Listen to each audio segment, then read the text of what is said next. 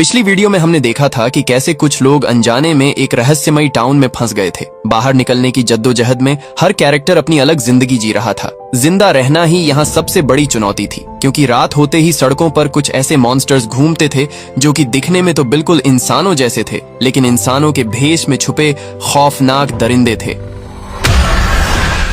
अब क्या ये लोग इस टाउन से कभी बाहर निकल पाएंगे? तो कहानी की शुरुआत बॉयड को दिखाते हुए होती है। जादुई पेड़ के अंदर घुसते ही बॉयड चारों तरफ से बंद एक जगह पर फंस गया था। बॉयड लगातार सारा को पुकार रहा था, क्योंकि आखिरी बार वही उसके साथ थी, लेकिन ऊपर से किसी आदमी की आवाज सुनाई देती है। बॉयड उससे मदद मांगता है और आदमी एक रस्सी नीचे फेंक देता है। वहीं दूसरी तरफ हम टबिथा को देखते हैं, जो कि गड्ढा खोदती हुई नीचे गिर गई थी, और तभी उसके पास विक्टर आया था। दोनों मिलकर मॉन्स्टर्स की गुफा से बाहर निकलने का रास्ता ढूंढने लगते हैं। ये वही जगह थी जहां वो मॉन्स्टर्स सोते थे। आगे बढ़ते हुए विक्टर एक डॉल को देखता है और उसे देखते ही विक्टर एक कोने में दुबक कर बैठ गया। अब विक्टर इस टाउन में बचपन से ही फंसा हुआ था, इसीलिए ये डॉल उसकी सबसे बुरी यादों में शामिल थी। लेकिन टैबिथा उसे हिम्मत रखने के लिए कहती है, क्योंकि आसपास बहुत सारे मॉन्स्टर्स सो रहे थे। इनकी जरा सी गलती की सजा सीधा मौत होगी। धीरे धीरे कदम बढ़ाते हुए दोनों एक ऐसी जगह पर पहुंच जाते हैं जहां जेल जैसे छोटे सेल बने हुए थे, और तभी एक बॉल बाहर आकर पत्थर के ढांचे को नीचे गिरा देती है। टैबिथा अंदर झांकने की कोशिश करती है और तभी वहां पर उसे एक डरावनी बच्ची दिखाई देती है। डर के मारे टैबिथा आवाज कर देती है, जिससे सभी मॉन्स्टर्स नींद से जाग जाते हैं। गनीमत ये रही कि सही मौके पर टैबिथा को रास्ता मिल गया और दोनों भागते हुए गुफाओं से बाहर निकल गए। वहीं टाउन के अंदर यात्रियों से भरी हुई एक बस पहुंची। बस के अंदर एक लड़का एल्जिन ड्राइवर को बस रोकने के लिए कह रहा था, जैसे वो इस टाउन के बारे में पहले से ही जानता है। लेकिन एक लड़की मैरियल उसे शांत करती है। वहीं जिम को अभी भी लग रहा था कि उसकी पत्नी टबिथा गड्ढे के अंदर ही फंसी हुई है, लेकिन टबिथा तो विक्टर के साथ बाहर निकल चुकी थी। अब जिम की मदद करने के लिए बारटेंडर टॉम और बस से दो लड़के आते हैं, और जब सभी मिलकर मलबे को हटा रहे थे तभी सारा घर अचानक से उनके ऊपर गिर गया। खुशकिस्मती से किसी को भी गंभीर चोट नहीं आई और एक लड़का रैंडल पहले ही बाहर निकल गया। अब जल्द ही सूरज ढलने वाला था और इतनी जल्दी ये सभी मिलकर भी उन्हें बाहर नहीं निकाल सकते थे, इसलिए डोना इन्हें अच्छे से ढककर रात भर ऐसे ही छोड़ने के लिए कहती है।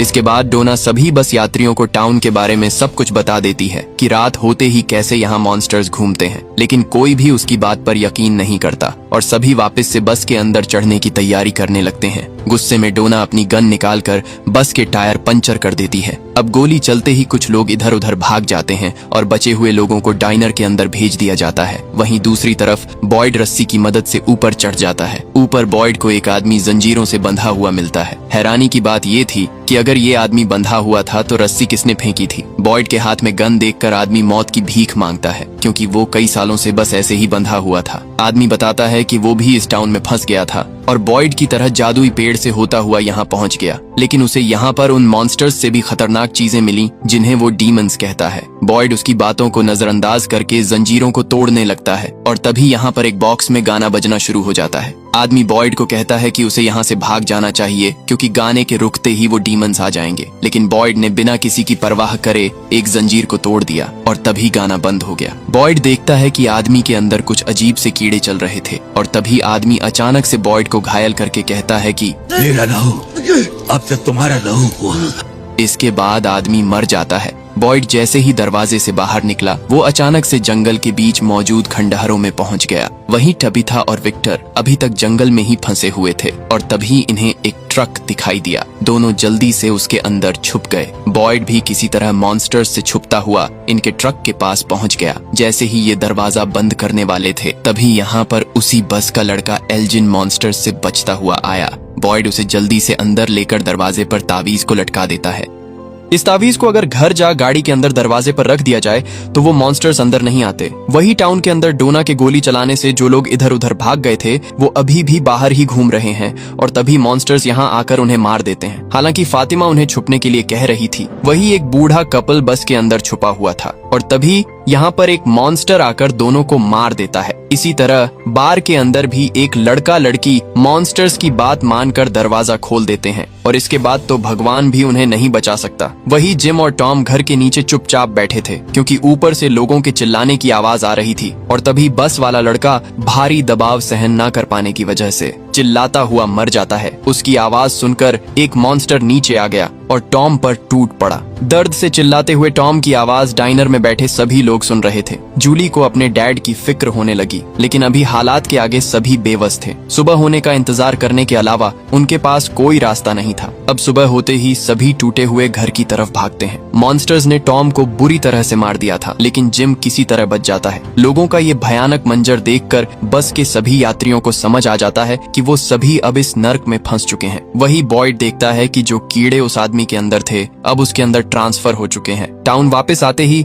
एलिस यानी बॉयड का बेटा उससे पूछता है कि क्या उसे बाहर निकलने का रास्ता मिला, लेकिन बॉयड उसे फिलहाल कुछ नहीं बताता, क्योंकि अभी तक वो खुद कुछ समझ नहीं पाया था। वही विक्टर जब अपने कमरे में वापस आता है तो सारा सामान इधर उधर बिखरा पड़ा था और उसका कुछ कीमती सामान भी गायब था। विक्टर को पता चलता है कि जेड उसके कमरे में आया था। वो बिना देर करे जेड के पास पहुंचता है। जेड भी उसका सामान वापस कर देता है। इसके बाद जेड उसे वही तस्वीर दिखाता है जो उसे डायरी में से मिली थी। तस्वीर के अंदर छोटा विक्टर दिखाई दे रहा था, इसलिए जेड उससे पूछने की कोशिश करता है, लेकिन विक्टर बिना कुछ बताए यहाँ से चला जाता है। वहीं दूसरी तरफ जब टैबिथा जूली के साथ वेयरहाउस से कुछ कपड़े लेने आई थी, क्योंकि उनका सारा सामान घर के नीचे ही दब गया था। जैसे ही दोनों कपड़े लेकर बाहर निकली, तभी टैबिथा को सड़क पर दो डरावने बच्चे खड़े हुए दिखाई दिए। हैरानी की बात ये थी कि एक बच्ची उसे गुफाओं में भी दिखाई दी थी। डर के मारे टैबिथा जल्दी से यहाँ से निकल जाती है। घर आते ही टैबिथा देखती है कि ईथन ने खेलते हुए बिल्कुल वैसा ही ढांचा बना दिया जो उसने गुफाओं के अंदर देखा था, और तभी वही डरावने बच्चे उसे फिर से दिखाई दिए। उन्हें देखने से ऐसा लग रहा था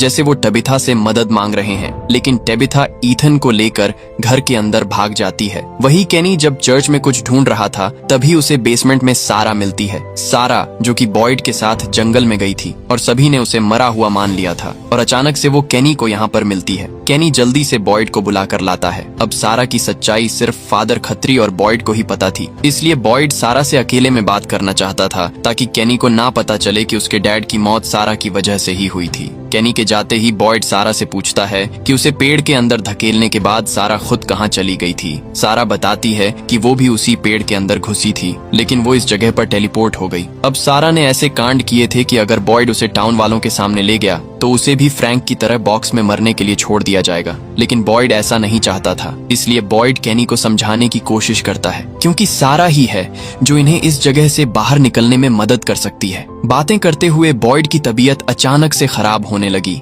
और वही कीड़े उसके अंदर तेजी से दौड़ने लगे, इसलिए केनी उसे क्लिनिक में एडमिट कर देता है। वहीं दूसरी तरफ टैबिथा अपने पति जिम से मिलती है। जिम उसे बताता है कि रेडियो काम कर गया था, लेकिन सामने से किसी आदमी ने उसे धमकी दी, मानो जैसे इस जगह को वही आदमी कंट्रोल कर रहा है और ये टाउन सिर्फ उसके लिए एक एक्सपेरिमेंट है। लेकिन टैबिथा को ऐसा कुछ नहीं लग रहा था, क्योंकि जब उसने नीचे बिजली की वायर्स को देखा था तब उनका कनेक्शन किसी के साथ नहीं था। तो आखिरकार इस टाउन में बिजली आ कहां से रही थी। वहीं कॉलोनी हाउस के अंदर रैंडल, जो कि उसी बस में सवार था, वो हंगामा खड़ा कर देता है। इसलिए डोना उसे कॉलोनी हाउस से बाहर निकालकर बस के अंदर रहने के लिए कहती है और एक तावीज भी छोड़कर जाती है ताकि मॉन्स्टर्स उसे कोई नुकसान न पहुंच सके। वहीं केनी अब तक सच्चाई से वाकिफ हो चुका था, क्योंकि सारा ने खुद उसे बता दिया था कि उसके डैड की मौत सारा की वजह से ही हुई है। इसलिए केनी बॉयड पर भी बहुत गुस्सा होता है, क्योंकि सब कुछ जानने के बावजूद भी बॉयड ने उसे बताना जरूरी नहीं समझा। अब रात भी हो जाती है और जब रैंडल बस के अंदर सो रहा था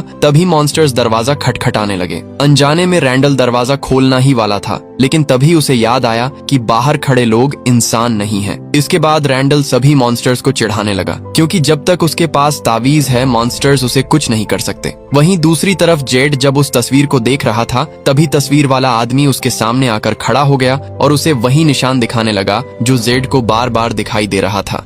अगली सुबह केनी ने पूरे टाउन के लोगों को बता दिया कि सारा अभी भी जिंदा है, इसीलिए टैबिथा और जिम दोनों उससे मिलने के लिए चर्च पहुंचते हैं। टैबिथा सारा को धमकी देती है कि वो उसके परिवार से दूर रहे, क्योंकि पिछले पार्ट में सारा ने टैबिथा के बेटे ईथन को मारने की कोशिश की थी। अब जिन्होंने पार्ट 1 देखा होगा उन्हें पता होगा कि क्यों सारा ने ईथन को मारना चाहा। और ये लोग आखिर इस टाउन में कैसे फंस गए थे। वहीं अब सारा अपने पुराने घर में जाती है जहां वो पहले रहा करती थी। अब क्योंकि टाउन के सभी लोग उसकी सच्चाई जान चुके थे, इसीलिए वो उससे काफी बुरा बर्ताव करते हैं और केनी तो उसका कीमती सामान भी तोड़ देता है। वही विक्टर जेड से मिलकर उसके सभी सवालों के जवाब देने के लिए तैयार था, लेकिन पहले वो उसे वायलिन बजाने के लिए कहता है और अपने साथ लेकर जंगल के बीच बहुत सारी गाड़ियों के पास ले आता है। विक्टर बताता है कि जब वो बचपन में मॉन्स्टर्स से काफी डरा होता था, तब उसकी मॉम इसी जगह पर वायलिन बजाकर उसे शांत करती थी। अब जेड उसके लिए वायलिन बजाता है और बाद में विक्टर बताता है कि तस्वीर वाले आदमी का नाम क्रिस्टोफर है। क्रिस्टोफर पहले लोगों को बहुत हंसाता था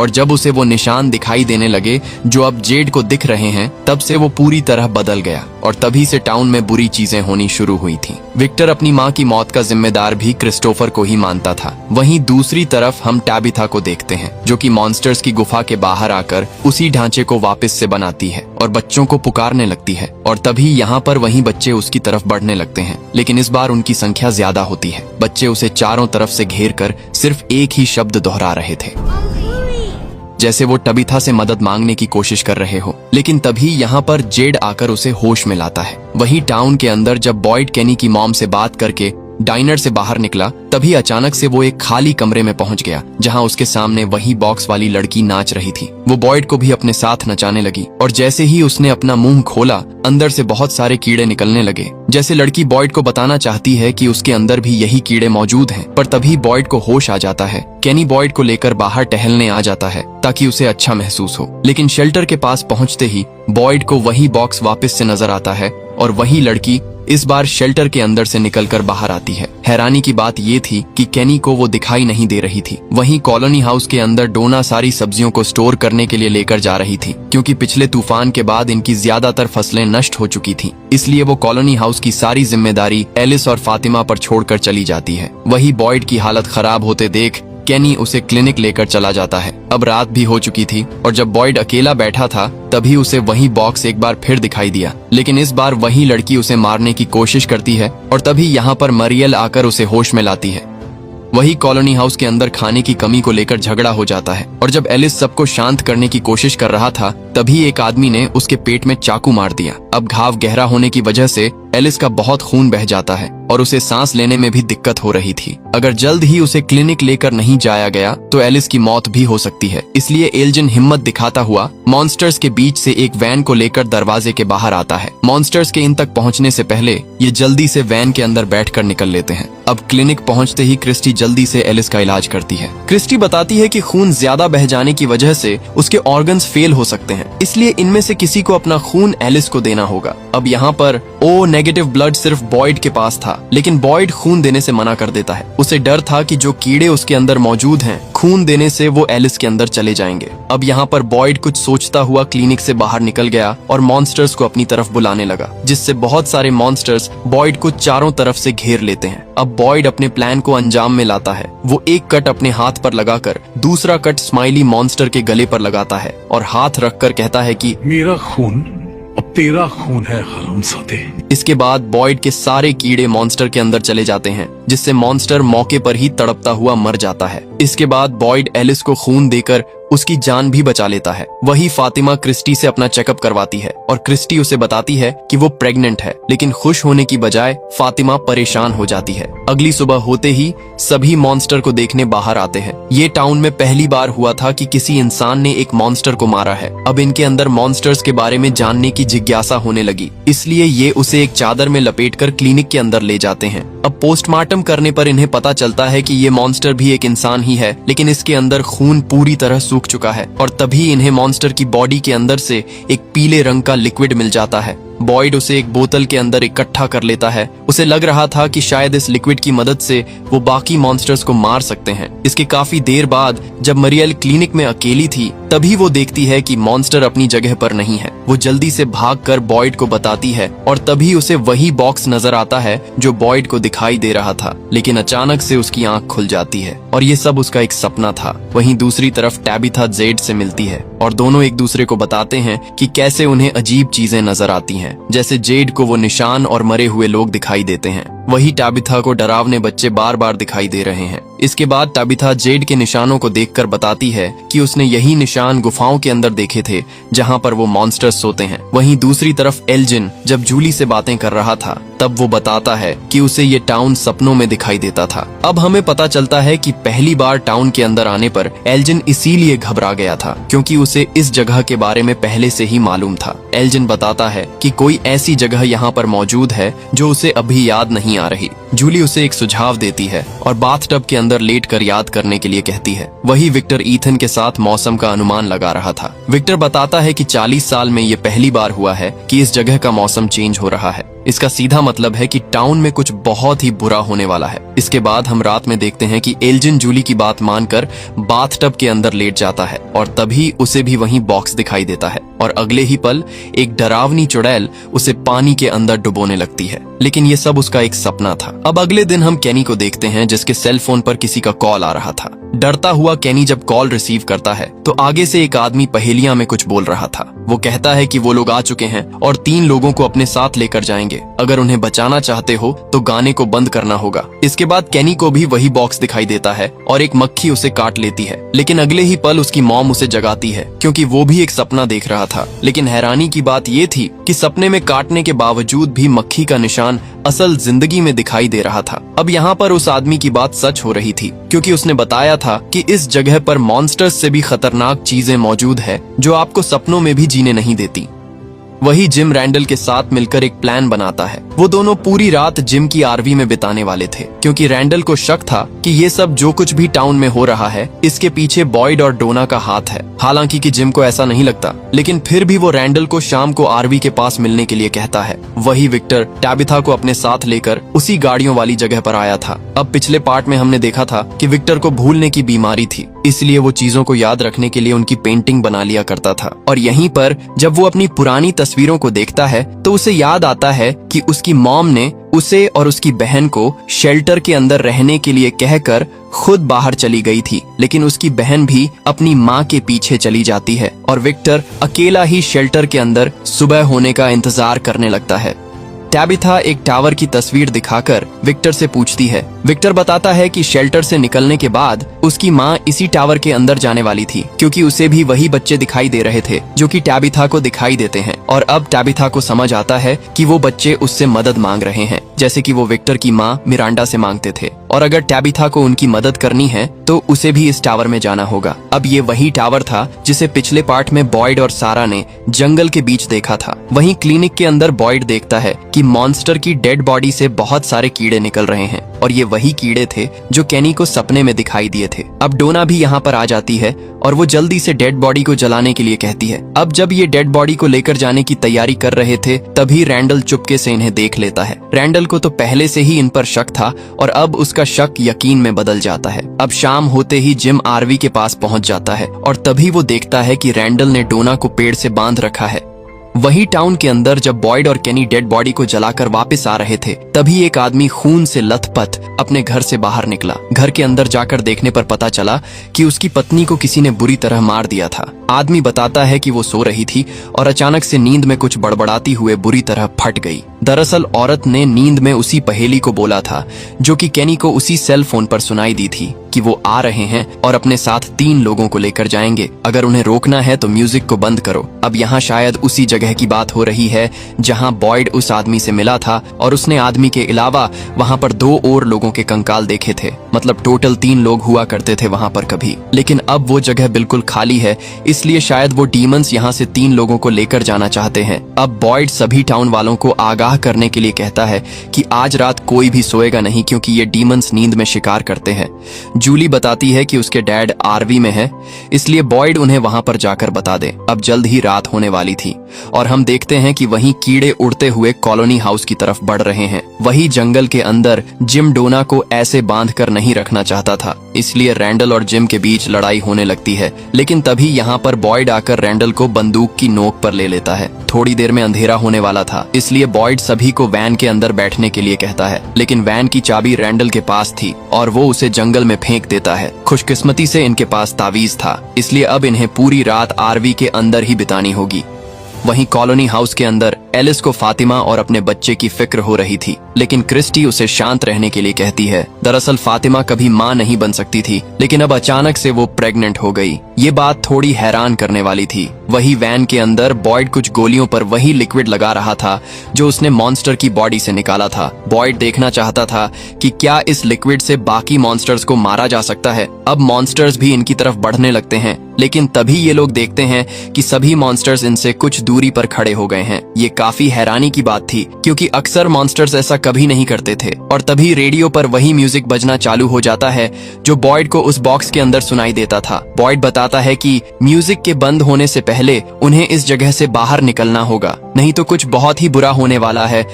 और तभी म्यूजिक बंद हो जाता है और कोई अनजान ताकत गाड़ी को नीचे से ठोकने लगती है। डर के मारे रैंडल पीछे वाली खिड़की तोड़कर भाग जाता है। बॉयड भी डोना और जिम को वैन स्टार्ट करने लिए कहकर खुद मॉन्स्टर्स को रोकने की कोशिश करता है, और तभी उसे गाड़ी के अंदर उसकी पत्नी एबी दिखाई देती है। वो बॉयड को अपने पास बुला रही थी, लेकिन बॉयड जानता था कि ये सिर्फ उसका एक भ्रम है, इसलिए वो उसे नजरअंदाज करके वैन के अंदर बैठकर निकल लेता है। लेकिन रैंडल मॉन्स्टर्स से बचने के लिए उलटी दिशा में भागा था, इसलिए वही कीड़े उसे पकड़कर उसके अंदर घुस जाते हैं। वही कॉलोनी हाउस के अंदर एक औरत टिली फातिमा को देखते ही समझ जाती है कि वो प्रेग्नेंट है। पास बैठा ईलजिन जब ये बात सुनता है तो वो काफी परेशान हो जाता है, क्योंकि उसने सपने में ये सब पहले ही देख रखा था। उसके कुछ बताने से पहले ही यहाँ पर बॉयड, डोना और जिम आ जाते हैं। वही ऊपर मेरियल जब अकेली थी तभी उसके पास वही कीड़े आकर उसके अंदर चले गए। बॉयड और क्रिस्टी उसे होश में लाने की कोशिश करते रहे, लेकिन अब उसकी आंखें पूरी तरह सफेद हो चुकी थीं। वहीं घर के अंदर जूली के साथ भी बिल्कुल ऐसा ही होता है और उसकी आंखें भी बिल्कुल सफेद हो जाती हैं। अब हमें पता चलता है कि 3 लोग यानी कि रैंडल, मरियल और जूली को वो ले गए।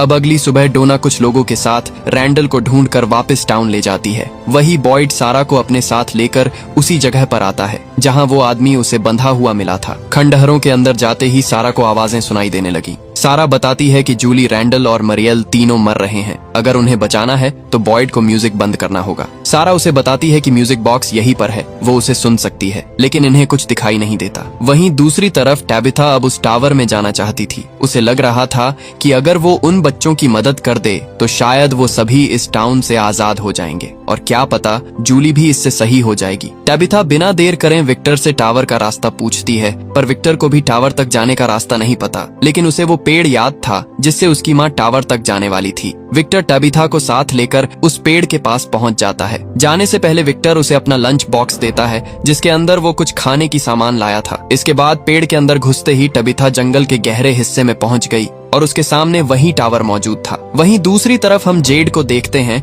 जो कि उन मॉन्स्टर्स की गुफा के अंदर जाने वाला था, क्योंकि टैबिथा ने उसे बताया था कि जो निशान जेड देख रहा है वो गुफाओं में भी मौजूद थे। जवाब ढूंढने के लिए जेड अंदर घुस जाता है और एक जगह पर पहुंचने के बाद उसे वही बच्चे दिखाई देते हैं। बच्चे जोर जोर से एक ही शब्द दोहरा रहे थे, अंकुए अंकुए, और उन्हें देखने पर ऐसा लग रहा था कि जैसे किसी ने उनकी इसी जगह पर बलि दी है। और जब जेड ऊपर देखता है तो उसे पेड़ों के बीच से वही निशान दिखाई दिया, लेकिन अगले ही पल सब कुछ गायब हो गया। वही टाउन के अंदर सभी लोगों को लग रहा था कि वो जल्द ही मरने वाले हैं, इसलिए एलिस और फातिमा शादी कर लेते हैं। बॉयड भी अपने बेटे की शादी में मौजूद होता है और तभी एलिस ने कुछ ऐसा बोल दिया जिससे बॉयड के दिमाग की बत्ती जल उठी। दरअसल बॉयड जब चारों तरफ से बंद उस जगह पर फंसा हुआ था तभी उसने अपनी जेब से लाइटर निकालकर आग जलाई थी और उसके बाद ही ये सब शुरू हुआ था। इसीलिए वो एक मशाल लेकर वापस से खंडहरों के पास पहुंचता है और जैसे ही उसने मशाल जलाई बॉयड उसी जगह पर पहुंच गया। अब जहां पहले वो आदमी और कंकाल बंधे हुए थे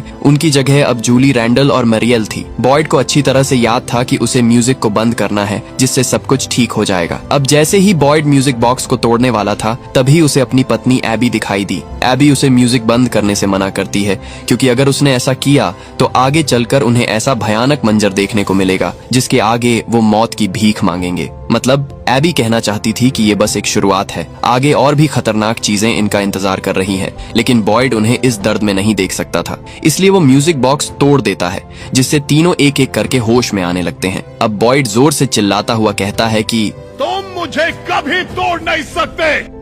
वहीं टैबिथा सीढ़ियां चढ़कर ऊपर पहुंची तो उसे यहाँ पर कुछ भी नहीं मिला और तभी उसी सफेद कपड़े वाले लड़के ने उसे घर जाने का कहकर टावर से नीचे धक्का दे दिया। इसके 3 दिन बाद टबिथा की आंख एक अस्पताल के अंदर खुली। डॉक्टर उसे बताती है कि वो उन्हें जंगल के बीच बेहोश मिली थी। अब टबिथा बहुत परेशान हो जाती है। उसे समझ नहीं आ रहा था कि उसे खुश होना चाहिए या दुखी, क्योंकि अब वो टाउन से तो बाहर निकल गई लेकिन अपने परिवार से अलग हो गई। अब आपने ये बात नोटिस की होगी कि जितना ये टाउन से बाहर निकलने का सोच रहे थे उतना ही उसके रहस्य के नीचे दबते चले जा रहे हैं। अब क्योंकि एबी ने बॉयड को चेतावनी दी थी कि आने वाला वक्त बहुत भयानक होने वाला है। अब क्या सच में उन बच्चों का बलिदान देकर ही इस टाउन को श्रापित किया गया था और क्या उन्हें बचाने से ही ये सभी इस टाउन से बाहर निकल सकते हैं? अब आगे जो इनके साथ होने वाला है उसे देखकर तो आप भी हैरान हो जाएंगे। अब आप मुझे कमेंट्स में बताएं कि इसका पार्ट 3 आपको कब तक चाहिए, क्योंकि मैं तो अगले संडे तक सोच रहा हूँ। और जिसने भी इसका पार्ट 1 नहीं देखा तो अभी चैनल पर जाकर देखे। वीडियो अच्छी लगी हुई तो चैनल को सब्सक्राइब करके बेल आइकन को दबा देना ताकि पार्ट 3 का नोटिफिकेशन आप तक पहुँच जाए।